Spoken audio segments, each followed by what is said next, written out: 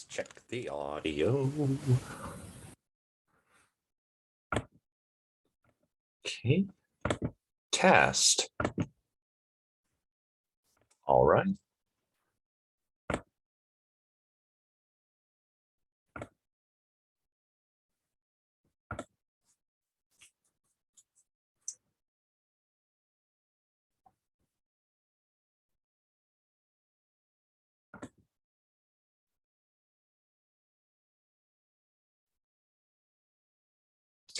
All right. Hi, everyone.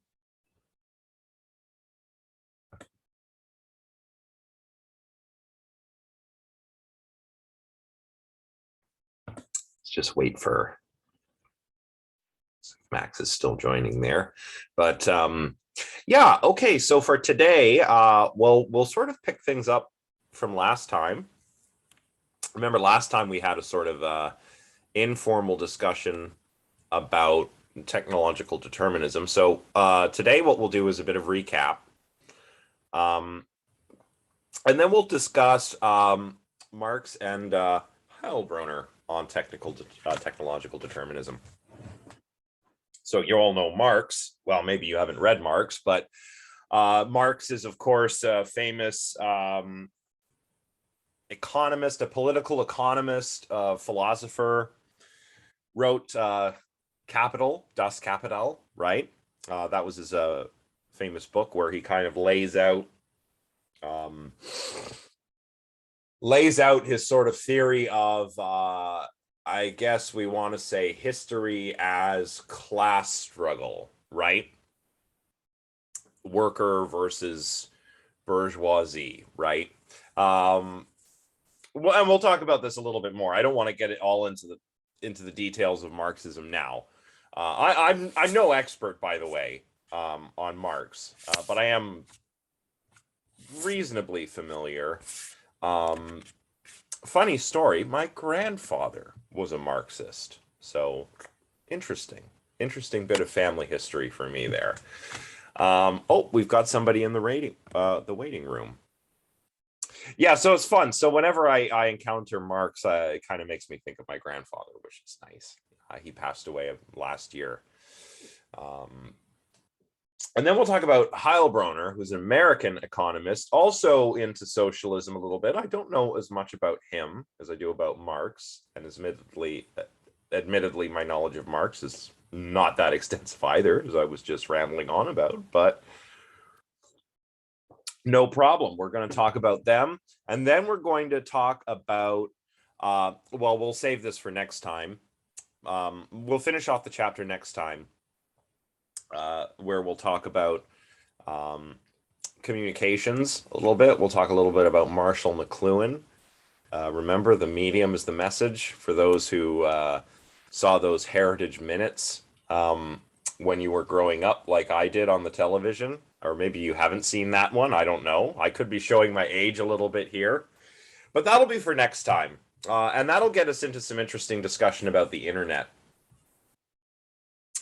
After that, it looks like our little poll on Discord has been quite successful, and it looks like the next couple things that we'll cover after this chapter to finish things off, well, I can let you know right now. I know the next one will very likely be autonomous technology, which is a short chapter, which is nice. Because some of these chapters, as you know, can be a little bit long, and they're not the most exciting to read. So let's have a look here. I'm just going to double check my poll. Oh yeah, so things look about the same as they did before. So autonomous technology has the most votes. So after this chapter, that will be the next one we cover. And it's a short one, as mentioned. The next most popular choice is anti-technology. Interesting. So we'll talk about chapter 11 after chapter 7. And then the one with the next most votes is women, feminism, and technology, which I'm really glad that one received a lot of votes, because I really wanted to cover that. I may have made an executive decision had that not been picked, because I think that's something that we ought to cover. I also think I may have to try and find a more up-to-date sort of text the next time I teach this class, because it occurs to me that while we have a chapter on women and feminism, we don't have a chapter on, say, racism and technology, which I think is quite pertinent right now, especially given social media, you know, tech bias, algorithmic bias, that kind of stuff, conspiracy theories and misinformation, which often have racial undertones to them, right? So it's a shame that there isn't a chapter like that. But anyway, I'm just talking out loud here. Those are the 3 chapters that we will cover. Now, whoops. Nope, don't do that. Now let's get started. My slides are not that long today, so if we don't go the entire length of class, I'm okay with that. And I hope you all are too.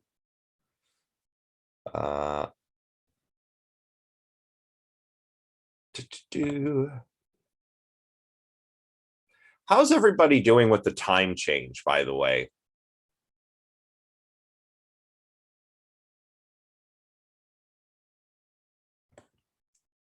Come on, slideshow.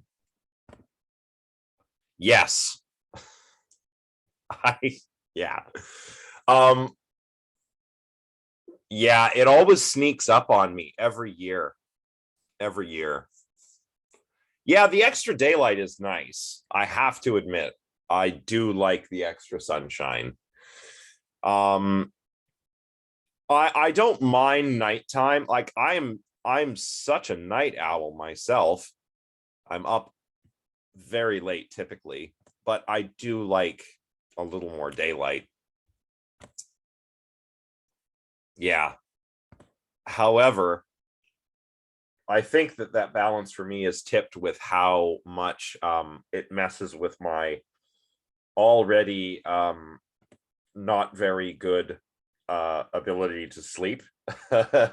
So yeah, it gets me every year. Fall is better because, you know, you go back an hour, which is nice, because then it's like you get an extra hour. And then in the spring you lose it and you're kind of like, oh, that's how I feel anyway. So it's getting me a little bit with the schedule change. It always does, inevitably. Every year it gets me real bad. But anyway, let's do some recollecting here. Last time I sort of challenged myself to not be technologically determined by not using slides. And now that I think about it, I realize, well, I kind of like having them. It's an interesting example of a sort of cognitive technology, right? The slides, simply because I've been teaching online for the past 2 years, you know, due to COVID, the slides also kind of work as my lecture notes. So if you think about it, the slides are kind of like an external memory, or at least a memory cue, right? And that's a kind of cognitive technology, a sort of offloading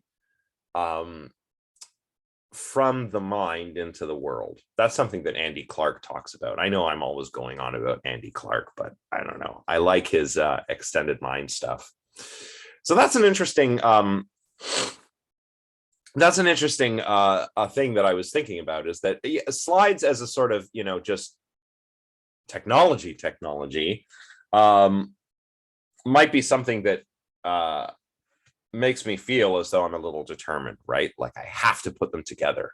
But maybe the reason why that is because they're a successful sort of cognitive technology that helps me offload my knowledge into the world, so that I just have to look at the slide and remember what I need to talk about.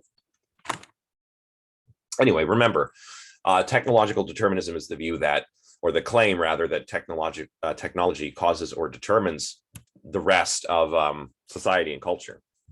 And it's very closely related to autonomous technology. That's another idea.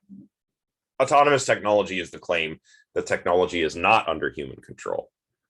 Now, these two are not mutually exclusive. I mentioned this last time, but I'm just going to read from the text here and give you Duzek's words. These are from page 84. Autonomous technology, he says, generally presupposes technological determinism. If technology determines the rest of culture, then culture and society cannot affect the direction of technology. Yeah. Technological determinism does not, on the face of it, presuppose autonomous technology. It could be that free creative inventors devise technology, but that this technology determines the rest of society and culture. This would leave the inventors outside of the deterministic system as free agents. So here you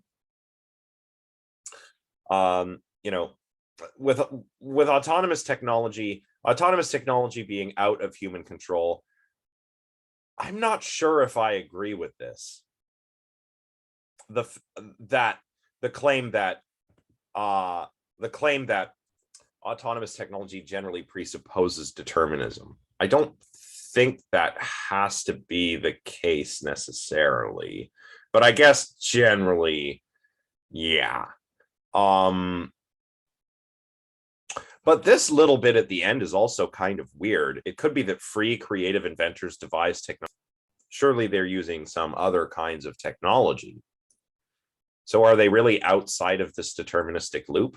I don't know. I suppose this is just something fun to think about that Duzek wants us to consider. But that is how he kind of slices things up here. According to technological determinism, Duzek says on page 84, as technology develops and changes, the institutions in the rest of society change, as does the art and religion of the society. So technological changes can affect everything on technological determinism. We covered a lot of examples. Just to reiterate, the telephone was one. The telephone is an example because when telephone technology was introduced and became ubiquitous, it changed the way people communicate. Gradually, it's not like it happened overnight, but gradually things like letter writing started to become less popular in favor of the telephone. I'd say through the 20th century, right? I mean, this took a while to happen, right? The computer again changed the way we communicate. Starting, of course, with like personal computers. So now all of a sudden we've got things like firstly email, and then later on social media, which kind of brought us back to writing again, right? So we had letter writing that was sort of superseded by the telephone for communication, and then we went back to writing, but in a digital environment, on the computer, on your smartphone, across the World Wide Web, right? So this changed how things communicate, or how people communicate. It's changed. Well, the computer. Well, first the telephone and the computer have also changed, arguably, culture, because culture, I guess culture has the internet, virtual spaces, even I guess communication with the telephone facilitates cultural change and development in new ways, right? What's an example? I'm actually not that social media savvy. Maybe somebody can come up with an example.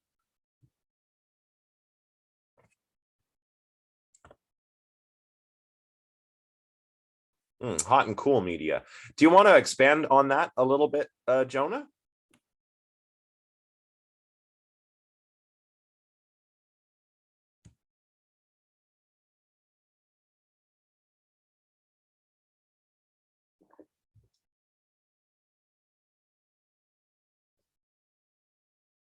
Yeah, no worries. The one example I had, and I'm not on TikTok. I'm too old for TikTok, but there's a lot of viral challenges on TikTok that, right? Like dances and stuff, aren't there? I guess. I don't know. I'm not on TikTok. But it seems to me that there's also a lot of kind of showing off of different things. Different maybe like different cultural practices that I might not have a chance to know about, right? Dances, rituals. Like I was thinking, I think there are some elaborate, like, you know, like, you know, First Nation dancers that you see. Other kinds of dances as well, other kinds of bits of cultural stuff, cultural expression that get shared. That was one that I was thinking about, but I'm not sure how good an example those are. Max, go ahead. I think if we just want to, we don't really need a specific example to demonstrate. Just like if we just acknowledge that the internet or like the computer or the cell phone or any of these apps that we could have are simply places where more information can be shared and accessed by like a wide variety of individuals, you know, without like, once you have the money to buy the phone or the computer and have internet, then you can pretty much like do what you want with it. So it just allows more people to see it. It doesn't need to be like, there are algorithms that facilitate it, but the Yeah, computer and just more people can see it in general. right. That's It extends past your geographic area. yeah, right. Like libraries kind of well, actually, hey, that's a perfect example. Libraries, I mean, who goes to the library nowadays? Maybe you go to the university library, okay, but because you're in university, but who goes to the community library? Like, does anybody?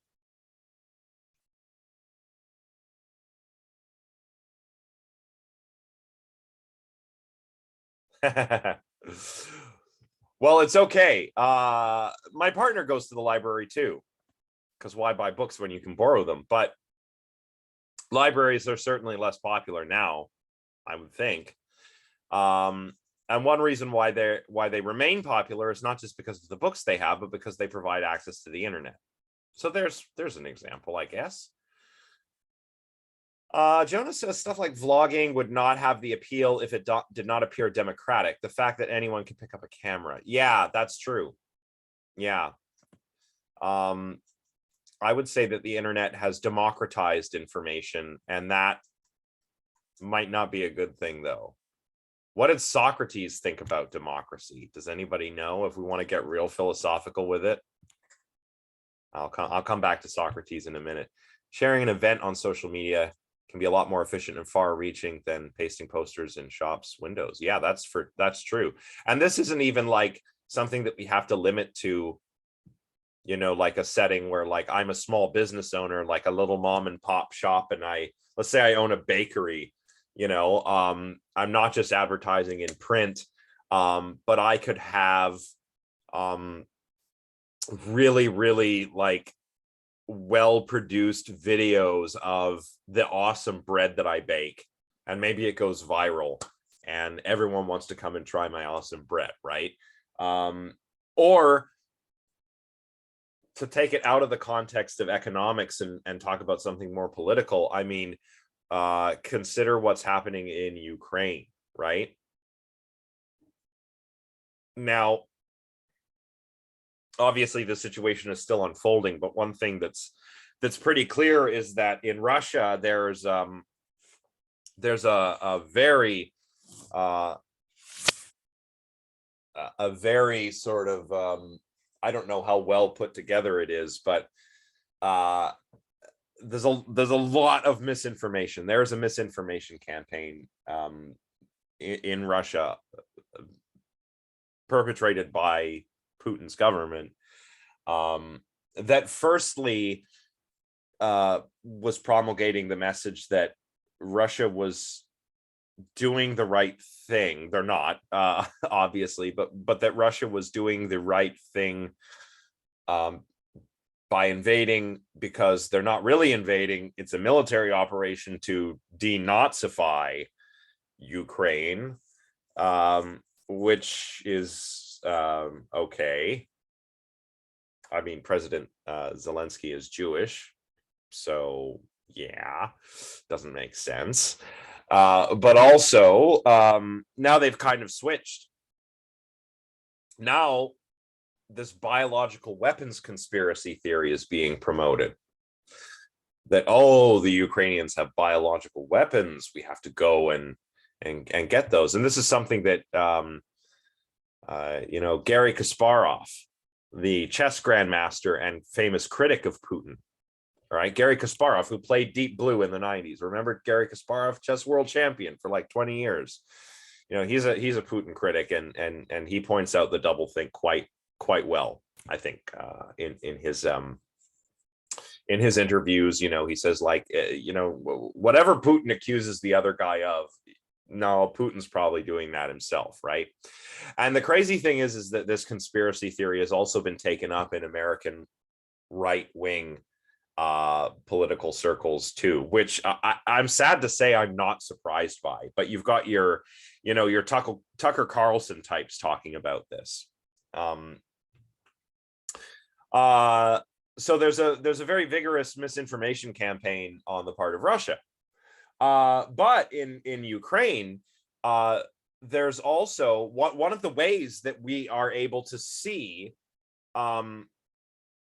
what is actually happening on the ground there is, of course, thanks to social media, right? There are teenagers on TikTok going viral, showing say the aftermath of bombings and rocket strikes in the major cities. Getting the knowledge out there, and not only that, but showing how the Ukrainian people are dealing with the situation, showing what life is like in a bomb shelter, for example. Everyone has a camera. The last time there was a major conflict like this in Europe, everyone did not have a camera. And I think you can make the argument that this is true of other conflicts around the world. I mean, certainly it's true of the Israeli-Palestinian conflict. And it's been true for a while, that many people that live in that area also have access to cell phones, smartphones, video cameras.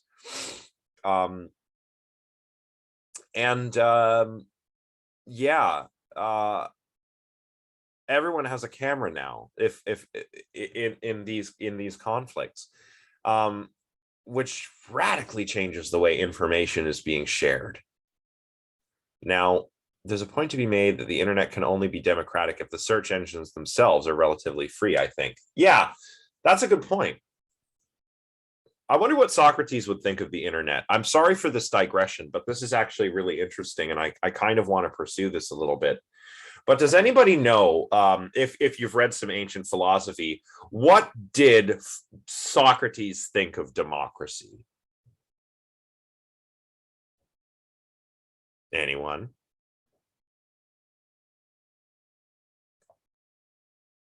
Yeah, that's right. He didn't like it. He was not a fan. Why? A number of reasons. But I think the main one is maybe because of the failure of Athenian democracy, right? Athens was a democracy at one point, democracy in a limited sense, right? Because it's ancient Greece, of course. So to vote, you had to be a man who owned property. You had to be a member of the upper class, right? So only wealthy white men could vote. Women certainly couldn't. Slaves couldn't. So it was a limited democracy. Sparta, the main sort of rival, was was an oligarchy, ruled by a few kings and generals and stuff.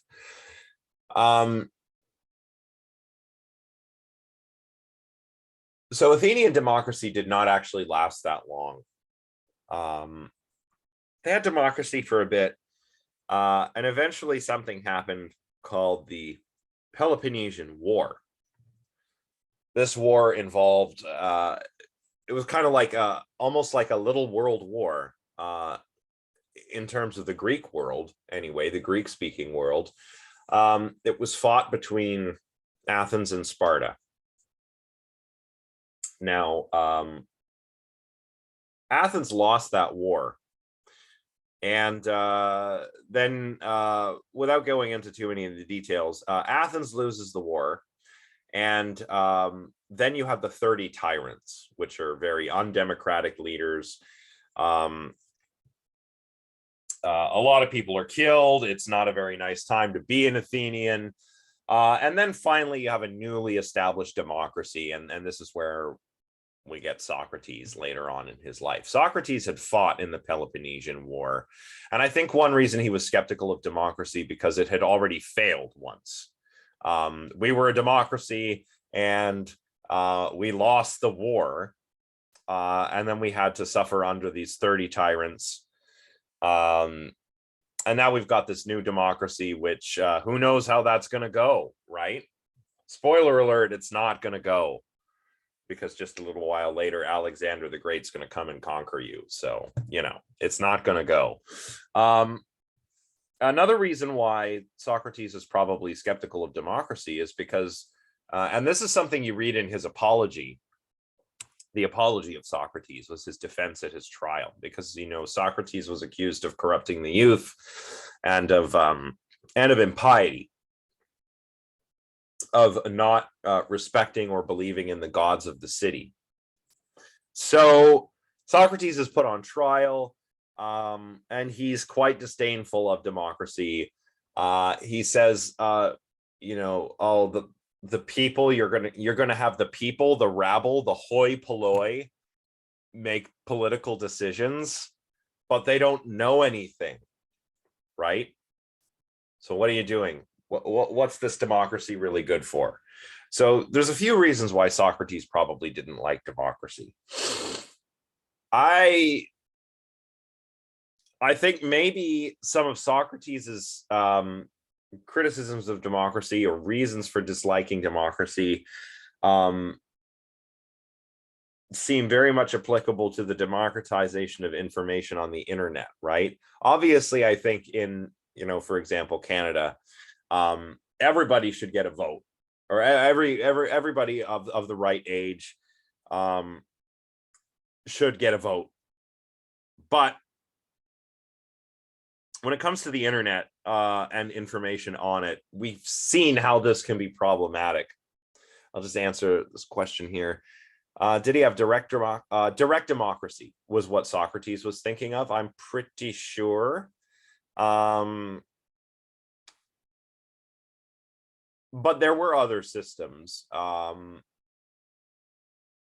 Aristotle's really the one to read on this. He actually analyzed hundreds of different constitutions to try and work out which is the best form of government. And in the early chapters of the Politics, he kind of lays out different kinds of governmental systems. But Socrates, I think, was thinking primarily about direct democracy. That's why he talks about the rabble, right? That's what the hoi polloi means. Hoi polloi is an onomatopoeia. What's an onomatopoeia? It's a weird word. I'm not going to try and spell it, but you've all heard of an onomatopoeia, right? Yeah, words that sound like the meaning. And hoi polloi is one of those, just like rabble, rabble, right? The hoi polloi, the ignorant masses, the people. Hoi polloi, blah, blah, blah. The Greeks had a lot of onomatopoetic words. Like the barbarians. Barbaroi is an onomatopoeia. Because they thought that people who didn't speak Greek just sounded like bar. They thought that the slaves, the women, the men that didn't own property were the hoi polloi, the rabble, right? Like, so elitist. Anyway, I think Socrates kind of has a point about this when it comes to information. And even toward the end of this chapter, Duzic is like so optimistic about the democratization of information on the internet. But if he was writing this now, I mean, come on, like conspiracy theories have never been bigger on the internet. They've never been more widespread, and it's crazy. Like you couldn't have had QAnon without the internet, right?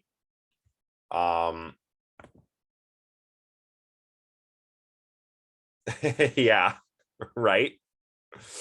You know, or like something like, yeah, like something like Bitcoin, you know, cryptocurrency being used for you know, things like money laundering, NFTs, the dark web, like black markets, like on the dark web. Yeah,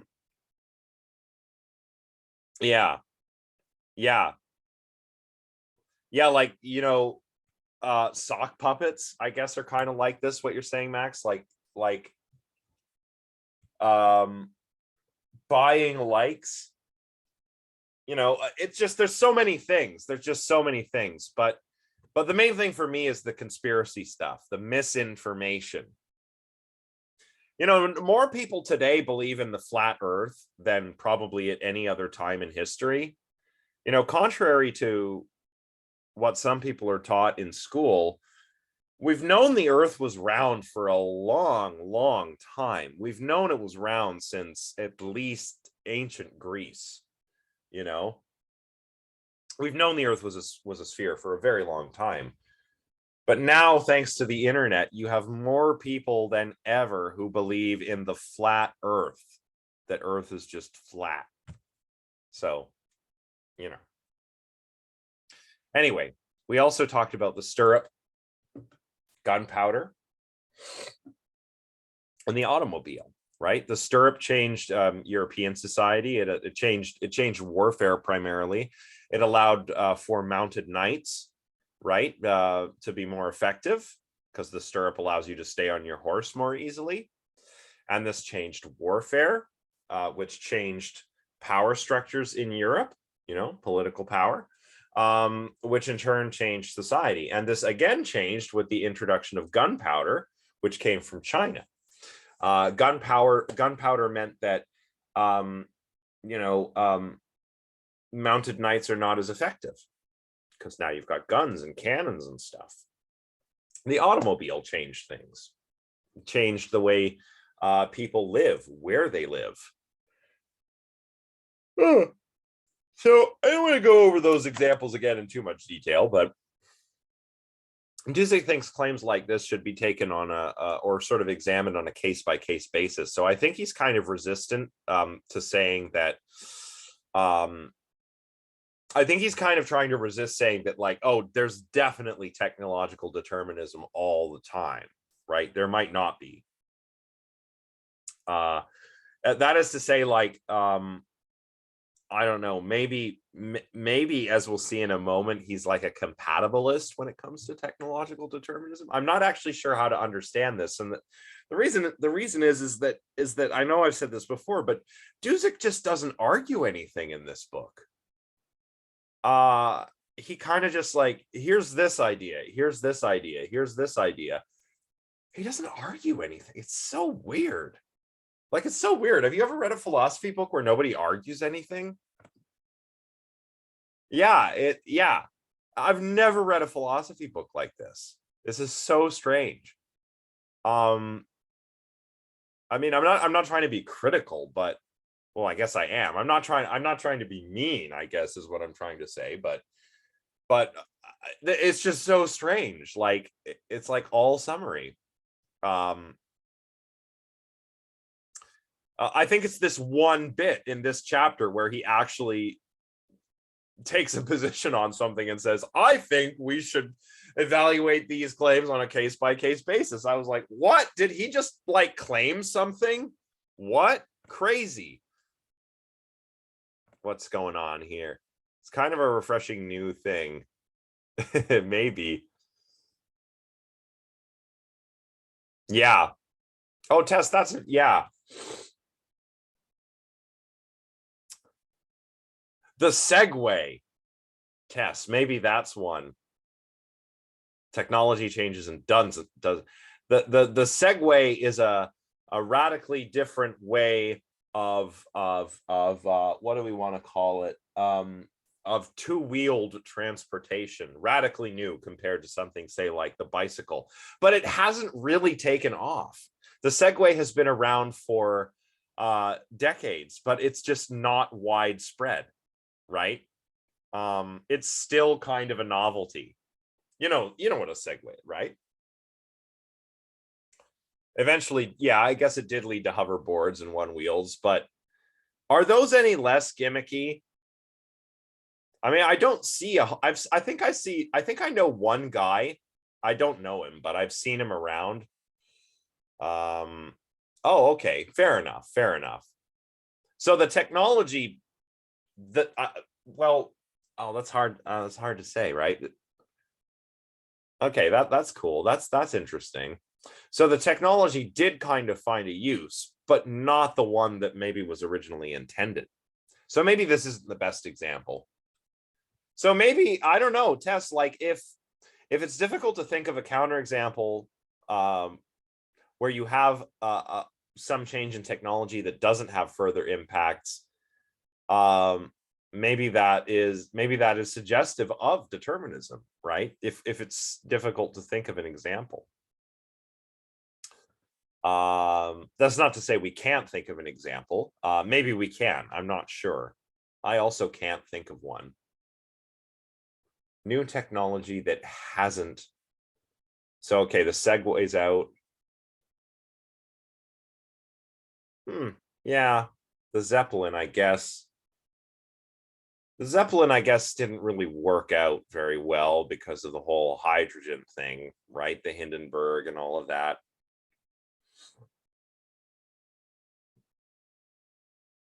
Oh, that's a good point too. Yeah. If you had some piece of technology that didn't really accomplish anything, yeah. I guess there are useless inventions that people make for fun. Yeah. Fidget spinner. Yeah, that's a good example. I think I have one right here. But then again, this technology has it relies on other things that are important. Like it's got some ball bearings in there that allow it to spin, right? So the artifact of fidget spinner might not have a use, but then these did go viral, didn't they? They kind of went viral. Everybody was into them for a little while. So yeah, I don't know. This is hard. This is hard.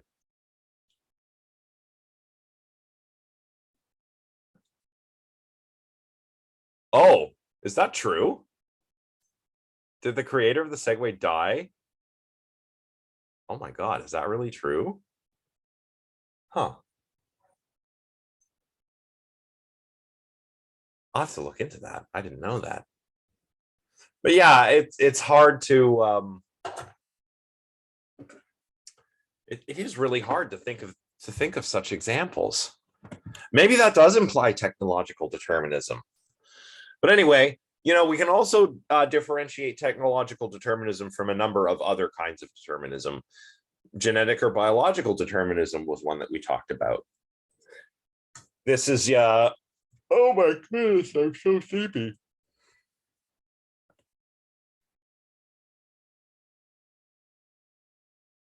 Oh no. So it is true. Was this quoted from? The millionaire owner of the Segway company. He fell off a cliff. Oh no. While riding, Jimmy Helsden 62 crashed into the river wharf while riding his vehicle around his estate at Thorpe Arch, Boston Spa, West Yorkshire on Sunday. Oh man. Yeah. Wow. Oh geez, that's such a shame. Man. Okay, well, I learned something new today. Yeah. But I mean, come on, how many people die in car accidents, and how popular are cars, right? Cars are so dangerous. We get in a car like it's nothing, when really it's a gamble every time, right? Cars are just giant metal death cages on wheels, if you think about it. So yeah, but still though, oh, what a way to go. So yeah, there's biological or genetic determinism. It pretty much refers to the same thing. The idea that you are determined by biological forces, like your genes, right? Or maybe not just your genes, but like epigenetics, right? Maybe there's a sort of a bridge between biological and environmental determinism there, right? So, you have biological determinism, which is sort of one end of this spectrum, but environmental determinism is on the other, where your environment shapes you. This is what we saw with the behaviorists, John Watson and little Albert. Remember I told you about his little Albert experiment, where he makes little Albert, a little infant, afraid of rabbits. B.F. Skinner similarly thought that everything was a matter of conditioning. Behaviorism, all learning is a product of conditioning. Even language learning. I think he's wrong about that, but there may be some in between these two, right? Because after all, what happens in your environment can affect how certain genes are expressed, right? So if you want to think of like genetic and environmental determinism as sort of like nature nurture, it's really always a combination of both, right?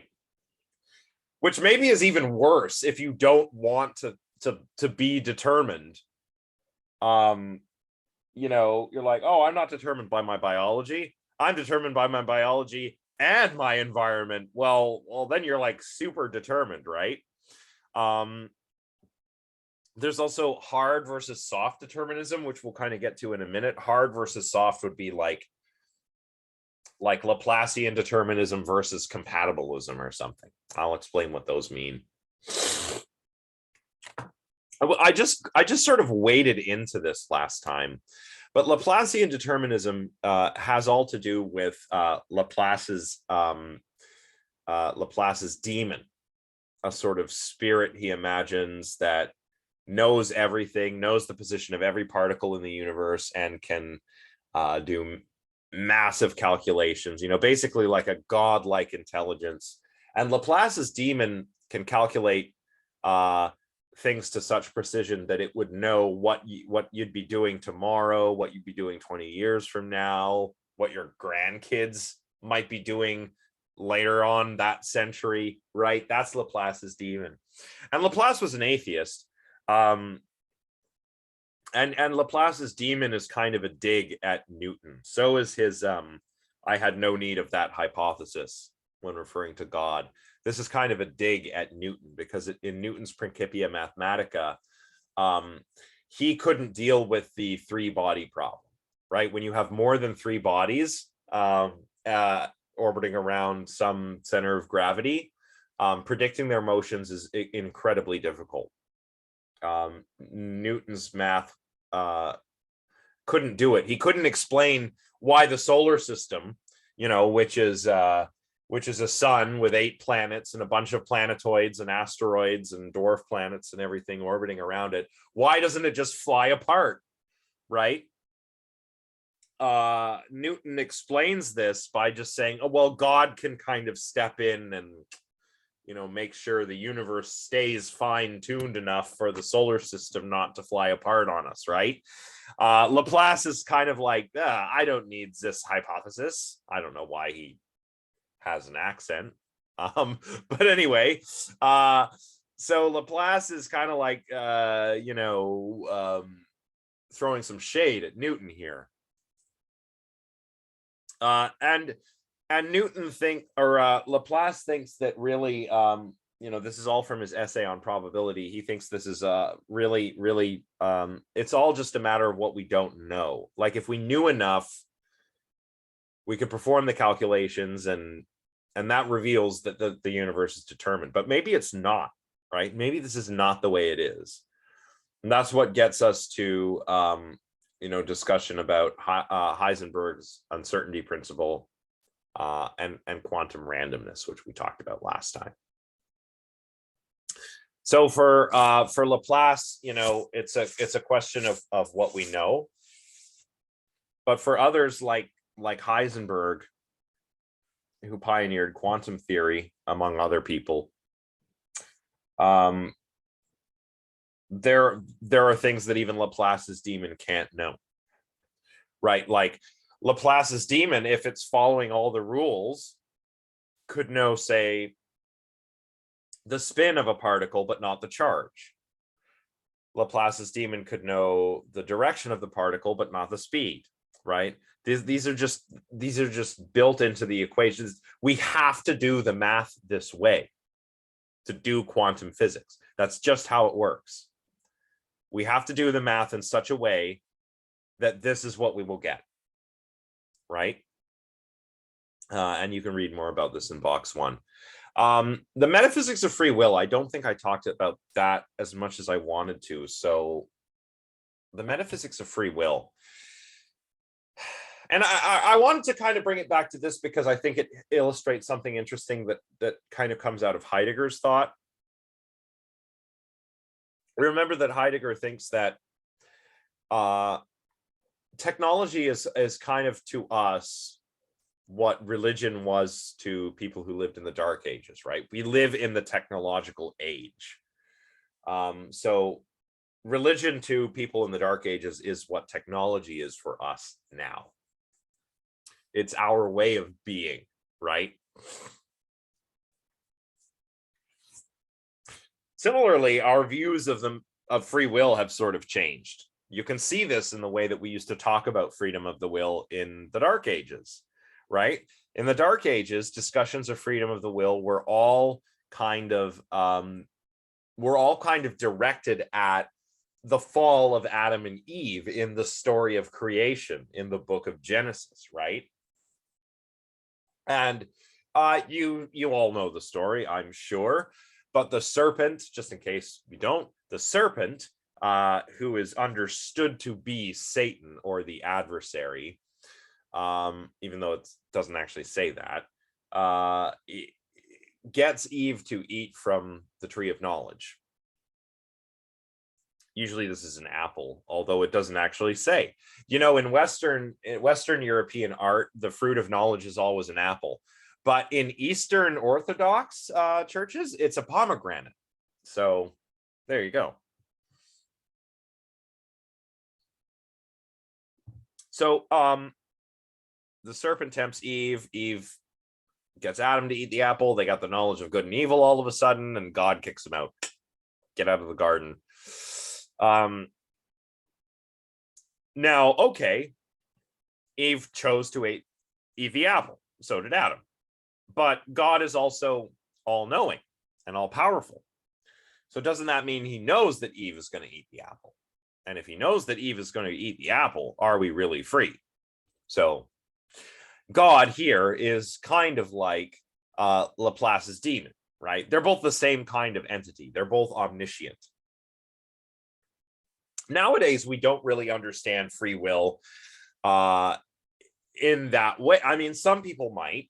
Some religious people might, but when I think of determinism versus free will, I'm thinking of something more along the lines of Laplacian determinism, right? Is it true that if I had the right knowledge, if I had godlike knowledge, I could predict how the world is going to be at 3:45 p.m. tomorrow? Or is it the case that such a creature, even with godlike knowledge, couldn't do that because the universe just isn't built that way? There are certain things you can know at the expense of knowing other things, like in the quantum in the subatomic realm, right? So that's how I think of determinism. Or, like in terms of billiard ball causation, as I like to call it, because all of those modern philosophers like, David Hume and those guys, when they're talking about causation, it's always billiard balls, right? The cue stick strikes the cue ball, which strikes the 8 ball, which rolls into the corner pocket. A causes B, causes C, causes D, right? Causal chains. So that's how we think of it now.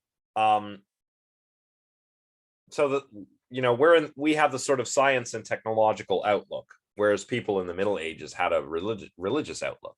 I think that goes to Heidegger's point, right?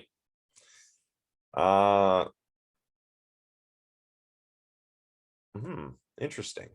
Transient global amnesia seems to infer that if people cannot update their memories, then they generally yeah, interesting. And memory, this is kind of going off topic, but memories are very important when it comes to the formation of our identities. And if we are free, then our actions originate from ourselves, which our identities are a part of. But I mean, I don't know. Not everybody believes in selves or free will. I think selfhood is an illusion myself. And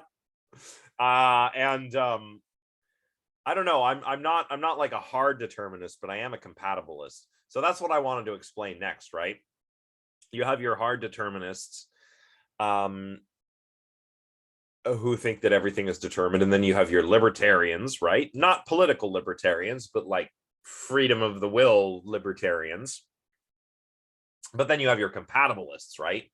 Compatibilism says that freedom of the will is compatible with a deterministic universe in the sense that my actions come from me and they're uncoerced, right? Yes, there are ways in which I'm determined by biology or something, right? Like I have to eat, I can't not eat. But I'm free in the sense that I'm not coerced, right? Interesting. Yeah. The mind is very cool. Oh, Kant. I wanted to talk about Kant. Kant has an interesting take on this. He has a kind of dualism where he sort of draws this distinction between a scientific understanding and moral understanding. The scientific outlook says that the universe is determined, but we don't just understand things that way. We also understand things in terms of morality. And Kant thought that these were not incompatible, right? If I want to understand the way the planets go around the sun, I need scientific stuff. I need determinism. If I want to understand what makes an action right or wrong, I need to think about it in terms of morality, which is not determined. And I have to assign, agency to the, there have to be moral agents for us to talk about this. So anyway, that's all interesting stuff from box number 2. 6.2. You can read about it if you want. So let's just quickly go over this bit on Marx and Heilbroner. Here's Marx here with his beard. Now, Marx didn't just write Capital and the Communist Manifesto. He wrote that with Engels. He also wrote a contribution to a critique of political economy. And he outlines a theory of social change in this book. First of all, when it comes to the political economy, he makes a distinction between what he calls the foundation or the base and the superstructure. So the political economy is a bit like a big building built on a foundation. And the foundation includes things like forces of production. So here we have resource, technology, human labor. And we also have relations of production. And these are different kinds of relations, different kinds of power structures, right? The earliest you probably have is master-slave, right? In feudal society, you have like lord, peasant kind of a thing. And now you have the capitalist, the person who owns the means of production, and you have the worker, the wage worker, who sells his or her time for a wage. Where's my mouse gone? Oh, there it is.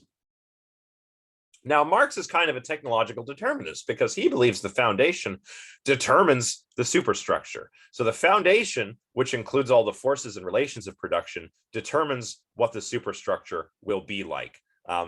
Especially, I think you can see this in the relations of production, right? The power structures really determine the superstructure. The superstructure includes, quote, legal relations, which codify the relations of production, politics, and more ideational realms such as religion, philosophy, and art. I don't know. What do we think? We can see how Marx is a technological determinist for sure, right? Everyone can see that.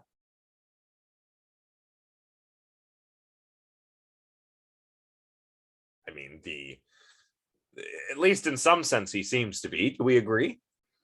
If the base or foundation, the political economic foundation, determines the superstructure, right? Yeah, good. All right. But what about science? Where does science fit in here? Is science part of the base or part of the superstructure?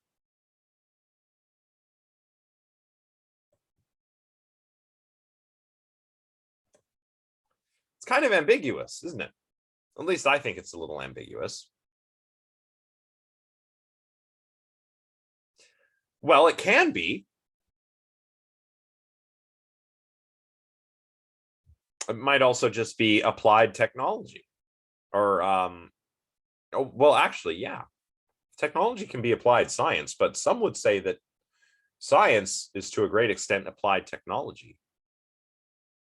Because we have to use scientific instruments for so many kinds of science. I think it could kind of be a little of both, personally. Science may, in its more ideational forms, form a part of the superstructure because it's a human activity. There are power structures that determine how it's done. Institutions that sort of codify, things like research ethics, right? But it could also be part of the base.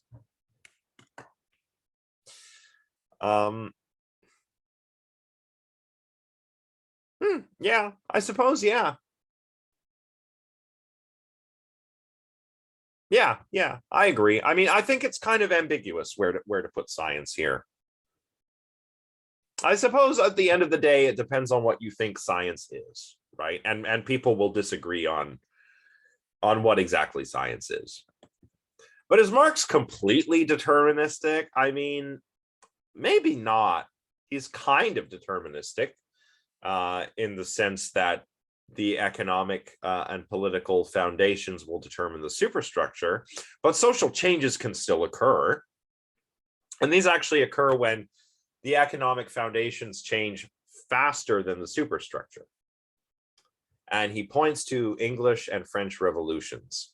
More so the French, I suppose. I mean, there were English Puritan revolutionaries. I think they had just ended up going to America. England also had a civil war, which was really like a series of wars, with Oliver Cromwell and all those guys. It was parliamentarians versus monarchists. But the French Revolution is the one that most people are familiar with. And the French Revolution, the foundations changed faster than the superstructure, which led to revolution, Marx says, right? What foundations would have changed?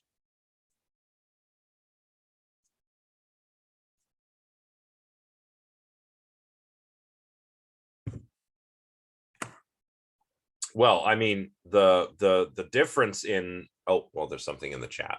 We'll see.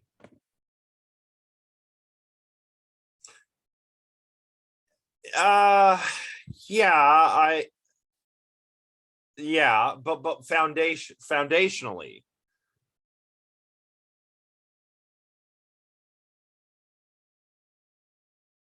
Yeah, the working class. Anyone read A Tale of Two Cities by Charles Dickens? It's been a long time since I've read it.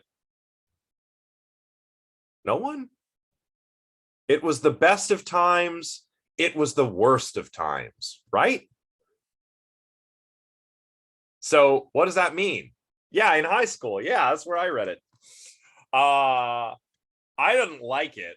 I've always found Dickens's prose to be ridiculously dry, right? But if I had to read any one of his books, I guess I'm glad it was The Tale of Two Cities. The two cities are London and Paris. It takes place during the French Revolution. And it opens with, it was the best of times, it was the worst of times. Times were good in London, not so good in Paris. In Paris, times are great for the aristocracy, not so good for the working class. The working class lived in such poverty, while the upper classes lived in such opulence. This is sometimes, this is where somebody says, Marie Antoinette, right? Let them eat cake. This is an interesting phrase, right? Let them eat cake is something that is often attributed to Marie Antoinette when she's being told, like, oh, the peasants, the workers, they don't have any bread, and she says, well, just let them eat cake, as if they have cake, right? That's a really interesting quote that sort of illustrates the difference between the working class and the aristocracy. One problem is that Marie Antoinette never actually said it. This actually came from a bit of satire, which people took literally. And it's unfortunate because the poor girl did lose her head over this. But yeah, the economic base was changing, right? You had the old money, the aristocracy, the monarchy. You had a lot of modern capitalism was starting to emerge. Mercantile capitalism, I guess, is giving way to modern capitalism. The economic bases are shifting, and they're doing so in such a way that life is not easy or fair for everyone. So we have a revolution. But anyway, I don't want to get too much into this, but yeah, that was what I wanted to emphasize. The best of times, the worst of air, right? So what about Heilbroner? Well, Robert Heilbroner was an American economist. Here he is here with his glasses. And he thought that the understanding of science and technology as not only cumulative, but linear, and our understanding of technology as applied science means that technological determinism is true. And think about it. This is kind of how we're probably used to thinking about science and technology, right? We're used to thinking of, well, not just these things, but also our society, the society we live in, we think of as progressive, right? Progress. We've had progress, yes? Since, I don't know, the Dark Ages? Have we not had progress?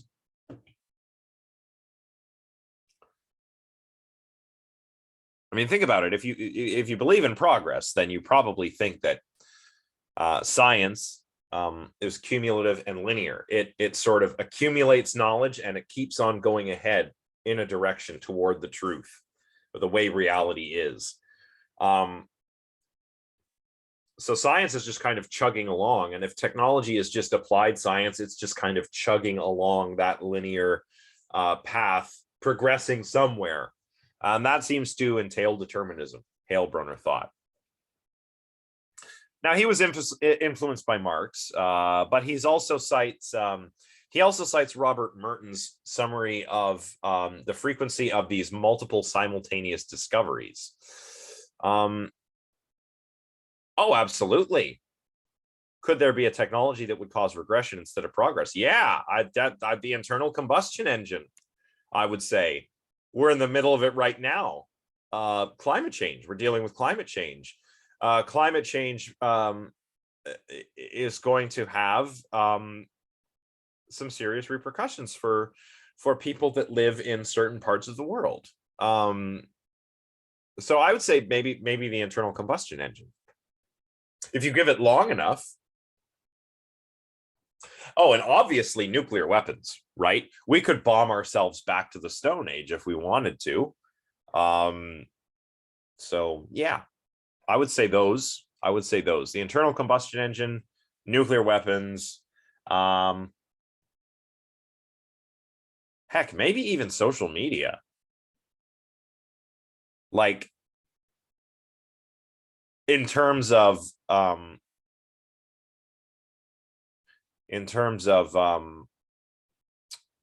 stuff I was saying before, the spread of misinformation, the sort of epistemic crisis that we're in the middle of right now. That some people talk about this we're in an epistemic crisis, meaning that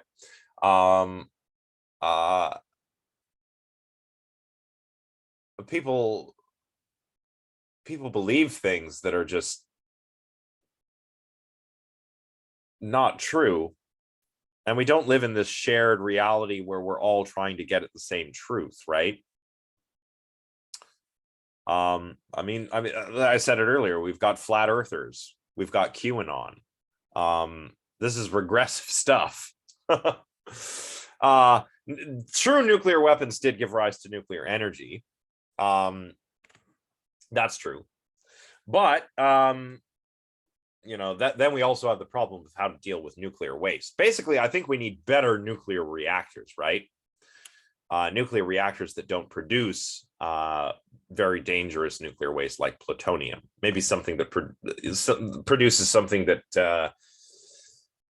has a much shorter half-life, right? But this is really interesting because Heilbroner also talks about Merton's work on this multiple simultaneous discoveries. These are really cool, actually. These may also imply determinism. What are they? Multiple simultaneous discoveries. Multiple simultaneous discoveries are when two or more people working around the same time make the same discovery independently of one another. What are some examples? I know that I've already raised some previously in this class, but what are some examples? Let's name some. Anyone want to take a crack? Take a crack at it?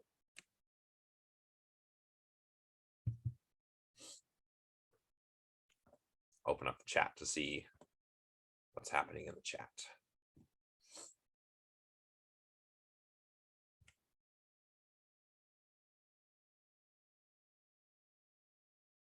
So what's something? It doesn't have to be an invention.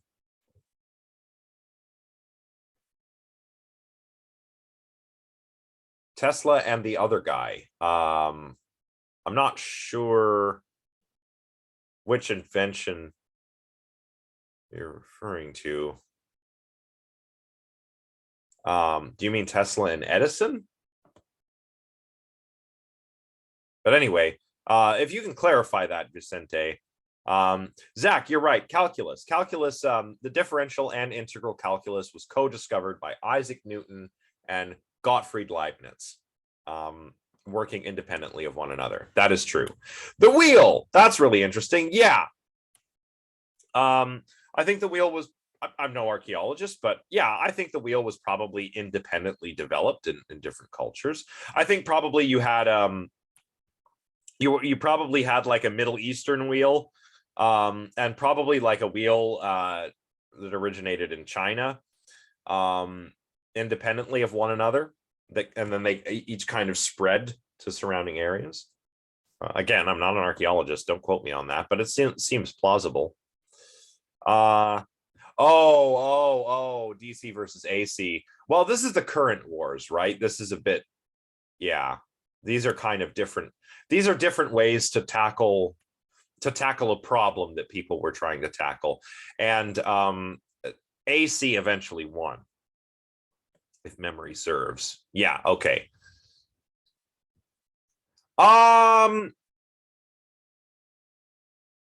I wouldn't count that because these were not technically discoveries. These relied on knowledge that we already had. Pottery, yeah. Bows, yeah.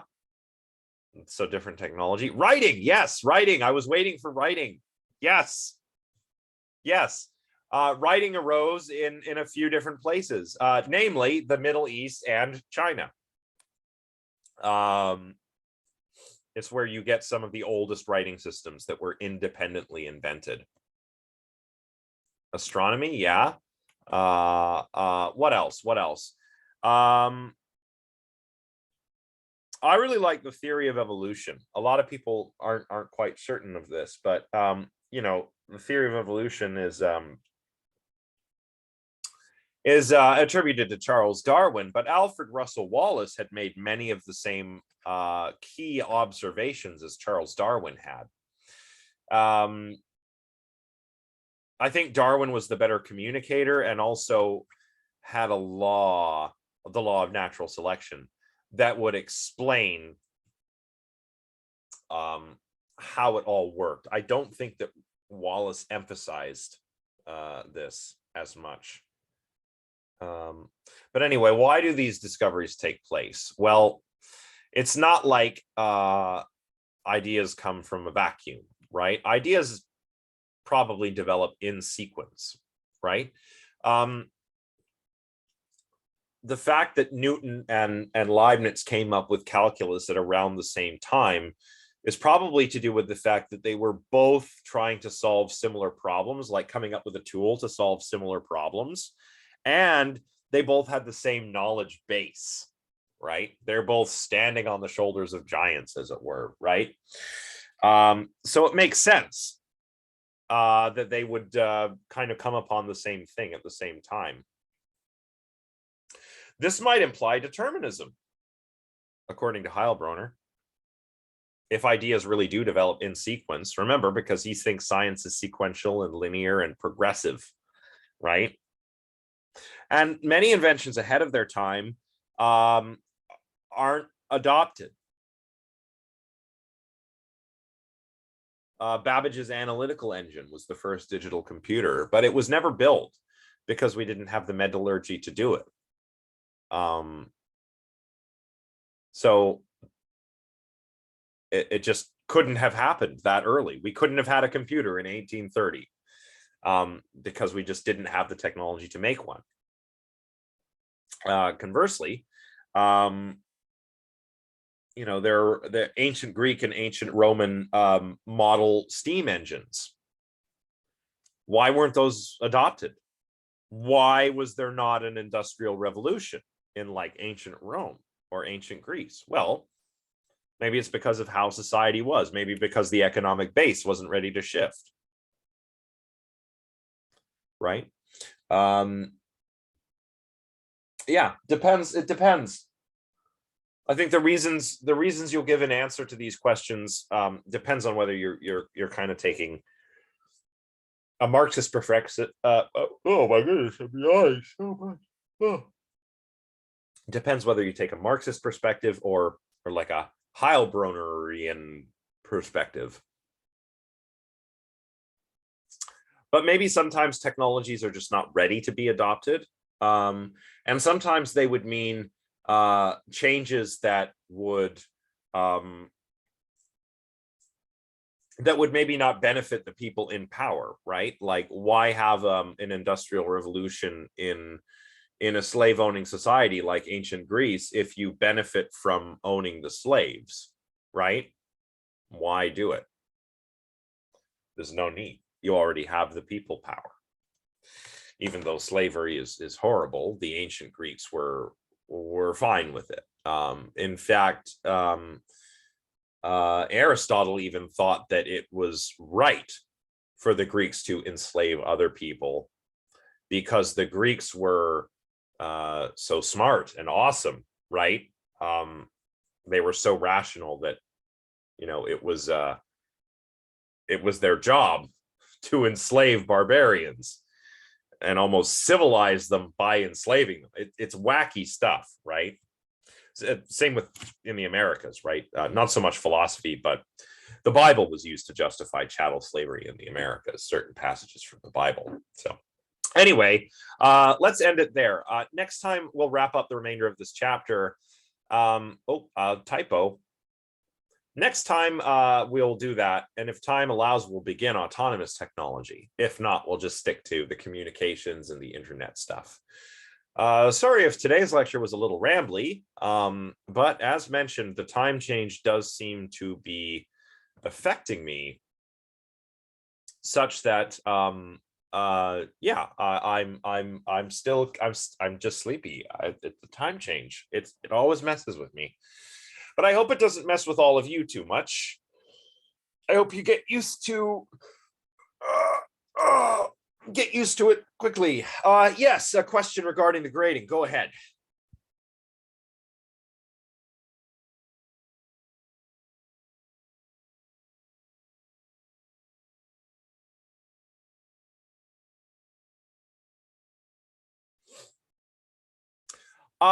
Yeah, I think so. Like I'm trying to complete the second proposals this week. I think Liam has already completed his share, so it's up to me to finish off another 30 or 40 or so. But I'll probably juggle that with grading the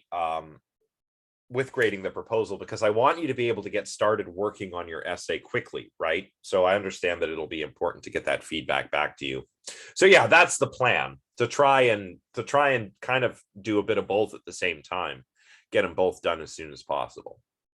So, but I understand there are a lot of people that are awaiting their grade for the second response, and I don't just want to stop completely and do the other thing. I've got to try and do both at the same time. But I will work as fast as I can to get all that done for you, as will Liam. So yeah, no problem. All right, well, that's it for today. So I'll see you all on Thursday, and we'll talk a little bit about Marshall McLuhan. That should be fun. All right, take care, everyone, and I'll see you next time. Bye for now. Thank you. Have a good week, everyone.